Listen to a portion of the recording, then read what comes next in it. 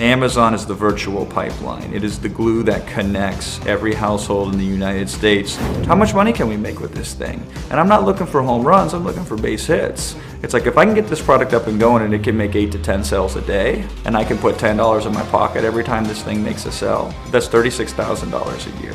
Put 2 products in place, it's $72,000 a year. Put 3 products in place, you're making 6 figures a year.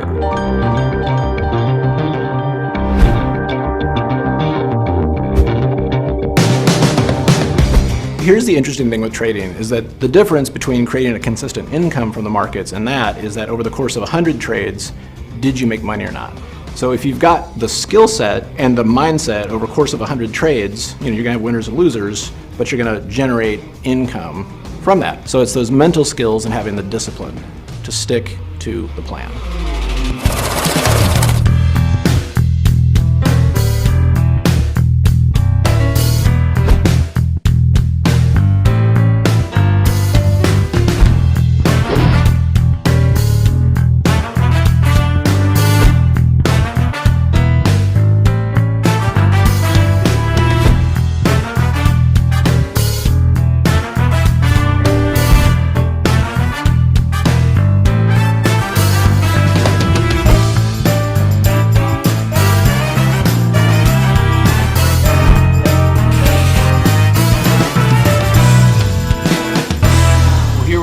Episode 9 of the 9-part docuseries called Money Revealed. So thrilled to have taken this journey with you. Just know that as much as we included amazing information and wisdom in this 9-part docuseries, I also am aware of what didn't make it into the core 9 episodes. There's some additional information that has great wisdom attached to it that you would want to know about. And we've included that in the bonuses. We couldn't put everything in. You could already see how long these episodes are. So there's additional information that you can own and enjoy and benefit from when you get one of the packages. So take a look at what we have to offer. Look at the bonuses that are in there. And time is running out to get our deep discount during this free viewing period. So now's the time to make your decision to jump in to invest in Money Revealed. Now, let me share with you what we have in episode 9. I'm excited to take you behind the curtain with a discussion I have with one of my favorite entrepreneurs, Jason Fladlien. Jason has literally broken records with some of the initiatives that he's launched in the entrepreneurial world. And he's going to tell you how you can set up your own Amazon store and become a millionaire doing so. He's taught many how to do this, and from an entrepreneurial perspective, whether you ever set up an Amazon store or not, you're going to learn something here that's going to help you in your life. Jason, thanks for taking the time to be here. Tell us a little bit about who you are and what you do. Yeah, my name is Jason Fladlien, and I am a digital marketer, which really doesn't mean anything. I just figure out how to reach people, online groups, large markets, figure out what they need solved, solve it for them in a way that they get a good deal. If they pay money to have it solved, I get a lot of money. They get happy, I get happy, and we all win at the end of the day. So we typically try to help businesses become better businesses. Let's go back a little bit. Nobody goes to grade school and says, I'm going to be a digital marketer when I grow up. How did this evolve? How did you end up in this career? So it's interesting because my dad was a teacher at a high school, and he taught like basic, I think they call it processing back then or something like that. So he was one of the only people that knew how to use a computer in the 80s. And so when I was like 80, it was like 86, I was about 3 years old, and he had a little Apple II computer. Not that we could afford it because we were so broke it wasn't even funny, but because he had a position at the school, we got to loan one of these things out. So I was like 3 years old, and I was running these prompt commands to boot up the hard drive and let this thing run. This was before there was a mouse, before there was a graphic interface. It was really a fascinating time, but as a 3-year-old, you got to imagine, my brain was soaking it up like a sponge, like a language, like kids learn languages. So I was immersed in technology so far in advance of everybody else from the day I was born almost. So when the internet got big in '97, when I started learning how to build websites. I was 14 years old. And so the tech was fascinating to me. But there's a lot of good technical people out there, and very few of them make millions of dollars. The psychology was the missing link. So when I understood the technology and then learned the psychology, that's when things took off. So tell me about that transition. What caused you to learn about psychology? I like to do music, create music, make music, and the internet, of course, could do that. And even before the internet, just the technology to run a studio digitally, right? And I was rapping when I was 6 years old, 7, 8 years old, performing shows in front of people and things like that. I was always a natural performer. And I started to get really into the music business. And what really got me there was I became a monk when I was like 21 years old. I was a Hare Krishna monk. And I became this monk, and from the internet, by the way, because I was reading this thing online in the Bhagavad Gita, and it hooked me in. I tried it out, I got sucked in there, and that gave me clarity. And I'm like, I'm going to make this music a full-time thing. I'm going to go out there and I'm going to go big with it. So I just was a monk and I was a musician. That's all I did. And I pushed real hard on the music to try to get it out there, and failed miserably. So spent all my money, spent all my time, I had nothing to show for it. But what got me into the marketing aspect of the psychology, if you will, was how do I sell my music? How do I get people to consume my music? How do I make a living with the music? How do I fill up my shows? How do I, build a brand? I didn't know it was a brand back then, but those types of things. And I just got so frustrated that I tried to learn everything I could about getting people to want to buy things. And what I learned in music is it's entertainment. It's very hard to guess what is going to be entertaining or not and what people will pay for it.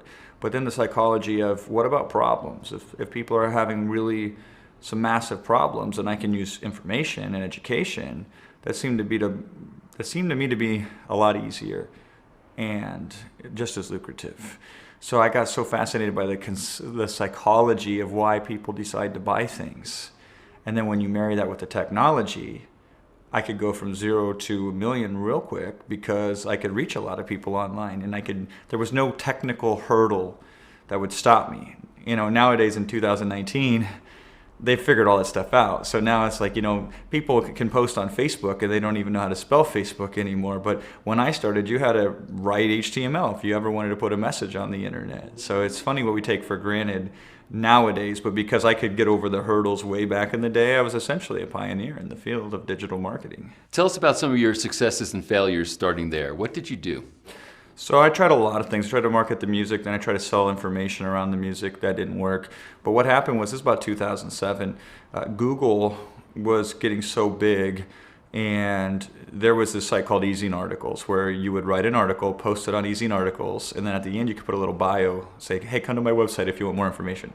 And for whatever reason, Google had a love affair with Easing Articles. You'd write a 400-word article, and you might get 500, 600, 700 people, 1,000, 2,000 people to read it. And all these people online wanted to promote their business with articles, but nobody wants to write articles because it's tedious, it's monotonous, it's food for the search engines. And so they would contract out the article writing. And that's where I hit my first big win, is I started writing articles for other people, other businesses. Under their name, I was a ghostwriter. And I could write pretty fast, and I developed the system. So I was making about $40 an hour writing for other people. And then I thought, man, people probably want to know how I'm writing these articles, because everybody wants to use article marketing back then in their business. It was an easy way. It didn't cost any money up front. It was reliable, and it worked really well. And so I taught people my system for writing articles. And I made $10,000 selling that course in the first 2 weeks I put it out there on a forum, which I don't even think those exist anymore, right? And I thought, I like this idea. Let me find a problem, solve it, document a system on it, turn around, sell the solution cheap. And I could get rich doing that. And that's essentially where I spent the next 3 years. And that's where I'd pick one single thing to learn, master, and then create a system. And that's how I'd sell it. It was a really simple model, because if I could just find out a faster way to do something, people would pay for that speed. So I could take somebody's article writing time down and cut it in half, basically, the first time I trained them in a little ebook. And they were really happy for that. So they'd pay $5, $10, no problem. And I thought, what else can I do that with? And so I spent 3 years just mastering little skills like that, and then documenting them and turning around and selling them. During that 3-year period, what else did you do? So the biggest thing that I did that really catapulted me to the next level was membership sites. So everybody wanted to create this thing where you pay them, and then it's like Netflix nowadays we take for granted. It's like I pay you every single month, or like Amazon Prime is a membership, and there are other memberships like that. Back then, it was very hard to create a membership site on the internet, but people like the concept of if I can just sell them once and then they pay until they die or cancel, that seems like a better model. So everybody was hot on membership sites, but the technology, again, was super complicated, super expensive, and it still didn't work. So you paid a lot of money and you got frustrated and you couldn't solve it. So I scoured for a solution of how could somebody get it up and running in less than a half an hour. And I found out a way to do it in like less than 6 minutes to set up the full infrastructure of how to run a membership site and put it in place. So no matter what you were selling, teaching, servicing, you now had a fully functional membership site for free. And so I sold a little book for $17 on how to do that. And it was the hottest thing at the time because everybody wanted to know how to do that. And I was the only one that had that answer. And that really turned me on. Oh man, there's power in just finding a simple solution. And then you start stacking these because now I know this about membership sites, and I know this about article writing, and I know this about how to create ebooks, and I know this about, like when Facebook first came on the scene. And they opened it up for business pages. We learned some of the first strategies for business pages and then documented them and taught them because I had another employee. I hired my first employee and then, created a company in 2011 with a business partner of mine. And then we just started developing software because if we could do this for information, what could we do with software? And we just kept trading all the way up until we really stumbled upon Amazon in 2013. And we taught people how to sell on Amazon, physical products. And then it was over, dude. It was just... yeah, it was a whole different experience. First of all, I want to acknowledge that you're steeped in the philosophy of finding a problem and then coming up with a solution. This brings us to the Amazon story. This is what I think people watching today will really benefit from. If someone's looking to start a business, this is a really reasonable way that someone can do it. Tell us about your experience with Amazon. Yeah, so hilariously enough, I had experience with Amazon before they had this program called Fulfillment by Amazon. So Fulfillment by Amazon is Amazon says, hey, we have the pipeline, we have the trucks, we have the logistics, we know how to send packages to people in 2 days or less, or in sometimes 2 hours or less. But we don't have the products. Just like if you go to Walmart, Walmart doesn't make all those products. In fact, they make less than 1% of them. They use third-party products, third-party seller products, and they fill up the stores, and then they are the ones that put people in the stores. Well, the digital store, the everything store, as Amazon likes to be called, they said, give me your products. I don't care who you are. I don't care how big or small your business is. If you have a product, we want to put it in our store. And we have limitless shelf space because we're virtual. So send it in, and then we'll take care of the customer, the shipping, the handling. And if they're Prime members, they can buy your products with one click. They can buy my products with one click. They can buy any product with one click. So, if you're going to try to sell something online and you don't have one-click purchasing with 2-day free delivery, which 70% of Americans have, which is Prime, God, you're playing a game where you're going to a gunfight with a wet spaghetti noodle. It's a very hard way to make the world work. So let's swim downstream, not upstream. But I was part of Amazon way back in the day before Fulfillment by Amazon, because I sent my music into them. And it was so challenging and so cumbersome, but I was aware of this marketplace phenomenon. And then when 2013 came, what was interesting is we were trying to help a lot of people get started online, trying to help people start their own online businesses, but it was always a fight. Because they'd be like, I don't understand Google, Jason. I don't understand how Facebook works. I don't understand digital marketing. I don't understand ebooks and selling information and all that kind of stuff. But I understand products that I can drop on my toe. I get that, right? I understand selling a USB charger, or I understand selling a pot holder or a thermostat, or you name it, And these are mass market household good type of products. They're commodity products, and everybody's been taught it's bad to sell commodity, differentiate or die and all that junk, right? But the reality is if I can sell my sunscreen and put it in front of you, you'll probably buy it simply because it's in front of you.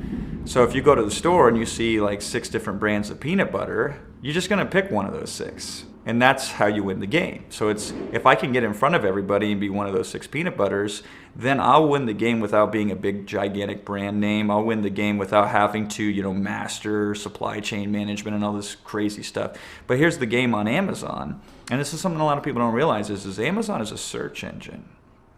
So Amazon uses an algorithm to determine if I put in a search for Bluetooth speaker. Who shows up on the results of that when you do a search for that? Who's number one? Who's number two? Who's number three? Who's number four? There's a computational program that determines each and every one of those listings, each and every one of those positions for each and every one of those search results. So that's the only mystery to Amazon, which is great because people are like, oh, I get physical products. I understand that I can call somebody up, they'll slap my label on a product, and now I have my own brand. Because a majority of products are not manufactured by the person who sells them. They're manufactured in a separate factory, and then they're labeled for the brand. Like Costco has the brand Kirkland. That's a private label. We can do the same thing. Any one of us can do the same thing because we live on the internet these days. Without even talking to somebody, I could have an order ready in place with my own brand on it and sent from that manufacturer to Amazon, from Amazon to the client or the customer. And we've sold millions of dollars of product that we've never even touched, seen, smelt, or felt, right? But we do this because we understand the algorithm. Is people are they don't go past page one on an Amazon search. So if you get on page one on Amazon, you win the game. And because of all the experience I had, like when Kindle first came out, we had some of the first titles ever listed on Kindle. So I had experience with that back then. And even before then, with all these different search engines, with using articles back in the day, writing those articles and understanding them being in the search engine. The only difference is it takes about 15 PhDs to figure out how Google works and how they rank. And they have a lot of factors that slow you down. Even if you are the most relevant information, you might not win because some guy 18 years ago wrote about it first. So he has all the history, he has all the data, and you're just the new kid on the block. Amazon, because their data is, did that person buy or not? It's much cleaner, it's much simpler, and it's easier to affect. And the cool thing is most product searches don't start on Google. They start on Amazon. And Amazon controls 50% of the e-commerce market online, so call it a monopoly, by the way. So if you can understand how to put yourself on page one, you get in front of the most amount of buyers who trust Amazon as a brand, which is the number one trusted brand by millennials in the world, who can one-click purchase if they're a Prime member, which 70% of people are. And if I'm going to try to make money online, that's what I'm going to do. I'm going to stack the deck in my favor as opposed to just trying to perform miracles. And I think that's the number one thing. If my son or daughter came to me and says, what should I do to start an online business? I'm going to tell them, private label a product, a physical product on Amazon and sell it. So let's say I'm in Lubbock, Texas, and I want to improve my life by making more money. I've got an entrepreneurial itch and I want to start my own business and I want to do something on Amazon, but all this is way over my head and I got a bunch of questions. Where do I find products? How do I choose products? How do I know what will sell? How does someone even begin to educate themselves about this type of business? So we've trained over 15,000 Amazon sellers. It's crazy to think, small town Iowa boy that I am, that I've influenced the biggest e-commerce giant on the planet. But we've been so effective with our clients that we've literally changed policy on Amazon.com. Because when you go to sell a product, this is what I always told my customers, is they want to go with something that they know. So, if they run a daycare, they know kids, toddlers, let's sell toddler stuff. And that's a mistake. And other people will say, well, I'm a musician. Like the lead singer of Chicago, we helped him start an Amazon business. And he picked music because he's the lead singer of Chicago, right? And that might make sense for him. But the reality is, and this might sound hardcore, ruthless, but I think it's just the best way to make the money, is we do it purely based on math. It's what's a product that people are looking at on Amazon right now that they are not getting the choice that they want? What's a product that people are looking at right now that we feel we can get a version of it in front of them easier than any other product? And I've sold beauty products. Now, look at me, I'm not using a lot of beauty products, right? I've sold kitchen appliances of every shape and sort, and I don't even know my way around my own kitchen.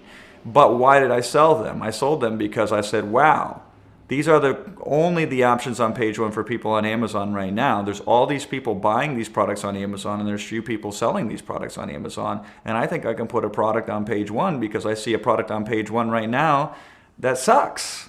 And so it's all based around supply and demand. It's all based around opportunity. Can I put it on there? And then the last thing I look at it is, how much money can we make with this thing? And I'm not looking for home runs, I'm looking for base hits. It's like, if I can get this product up and going and it can make 8 to 10 sales a day, and I can put $10 in my pocket every time this thing makes a sale, that's $100 a day. That's $36,000 a year. That's almost at the average household income or the average individual income in the United States right now. You put 2 products in place, it's $72,000 a year. You put 3 products in place, you're making 6 figures a year. And to me, that's the kind of business I like to be in, because it's just a simple process that just runs day in and day out. And you say, well, how do you know how products sell? Well, here's the beautiful thing about Amazon. They literally will rank every single product in every single category and update it by the hour with what's called a bestseller rank. So I don't have to guess. I can extrapolate and see, oh, all these different people for whatever reason are buying this particular type of product. Can we source that product? Yeah. Okay. Can we get it on Amazon? Sure. And look at who our competition is. That's called opportunity.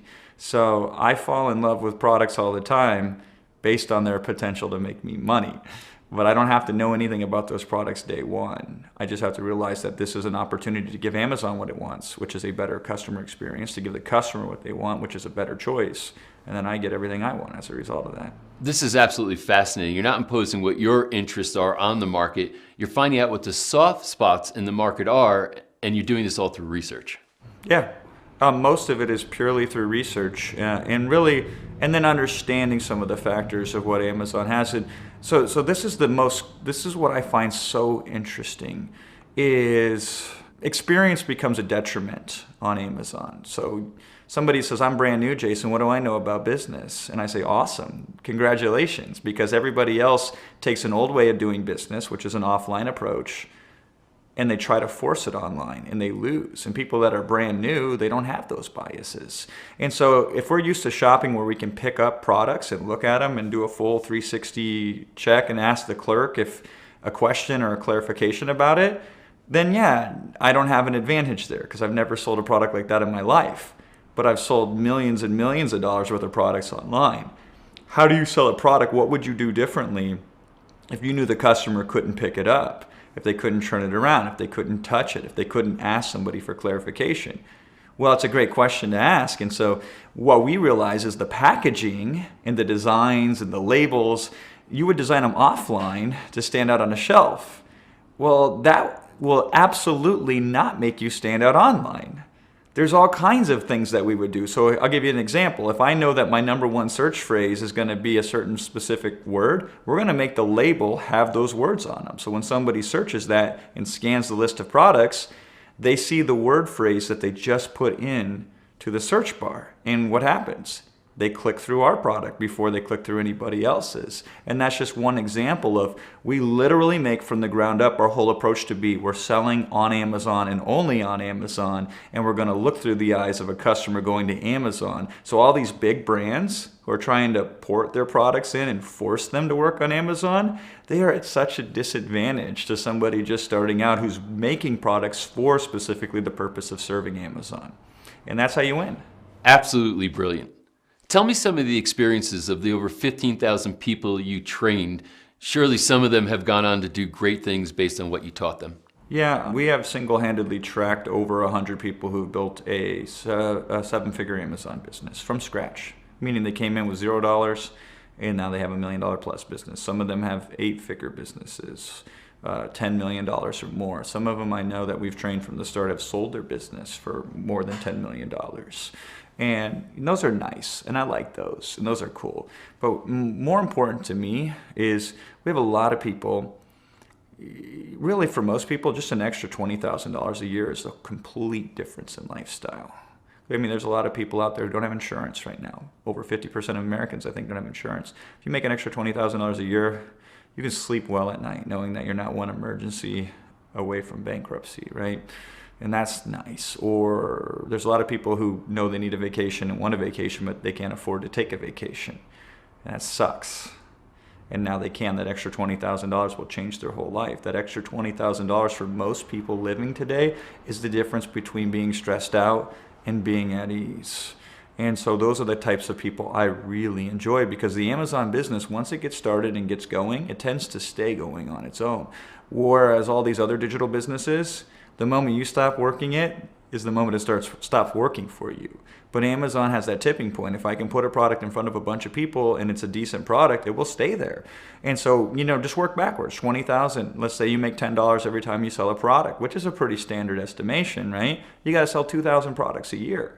2,000 products a year, 365, because your products don't take Saturdays and Sundays off. They continue to work for you. And they work double time on the holidays, because that's the best time to be on Amazon. So it's like, what do you sell in a day? I don't even know the math on that, but it's like 6, 7, 8 products a day. That's nothing. Considering Amazon, 25% of all money spent online flows through Amazon. So you tell me, 8 products a day is like a teaspoon in the ocean. It's so doable and it's so repeatable. So if you're starting off and you're so scared, pick a product that is super duper obscure that nobody would even think about trying to sell. And you could probably sell 6, 7, or 8 of those a day. And there you go. Now, did you make $1 million? No. You're not going to retire anytime soon.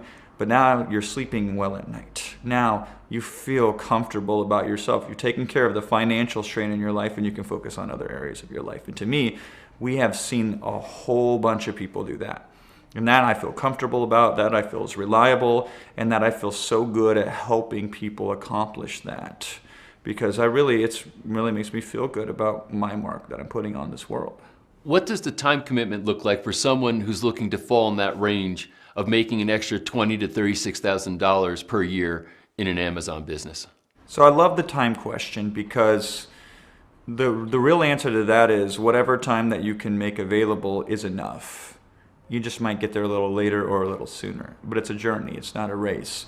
And less important is the amount of hours per week, and more important is the consistency. So if you say, Jason, what should I spend a week? I say, what can you absolutely guarantee me week in and week out that no matter what, you'll spend at least this amount of time?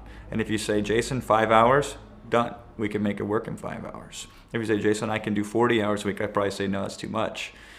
Because that extra 20 or 30 hours is not going to really help get you there any sooner. And so I would recommend most people take a consistent 10 hours to 15 hours a week. If you do too much more than that, you'll tend to burn out, and then you lose before you even start the game.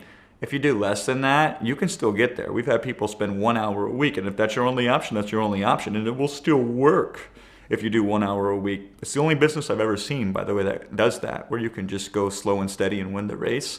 But that sweet spot of 5 to 15 hours a week, it's the consistency that wins the game. Everybody is fast out of the gate, but who's consistent, that wins the game. And I will tell you, if you want it, 10 hours a week is there for you. If you don't want it, 1,000,000 hours a week ain't gonna get it for you.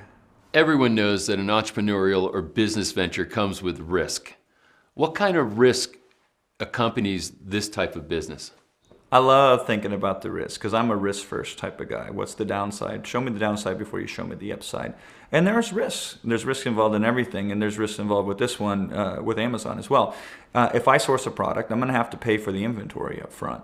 And that's going to be, you can do that for as little as $150 if you want to. I don't recommend being cheap, though, just for the sake of being cheap. But if that's all you have, that's all you have. I don't recommend you spend more than $2,500 when you source your first batch of inventory, because to me, that's too reckless. But let's just say you pick the worst possible product and you spend $1,500 up front to put it on there, right? I think like your Seller Central account that you use to log into Amazon and manage your account, I think that's like $40 a month. So you have that at risk, right? And then you have your time. So yeah, there's some risk involved. And yeah, you got to pay some money up front. Unlike these things that say, hey, get started for free. I found free means free in money, which means not free in time. But this is less in time and more with an initial commitment. So here's what typically happens. This is the risk. The risk is you will sell that inventory out, because Amazon is so massive and so big, and it's based on keywords.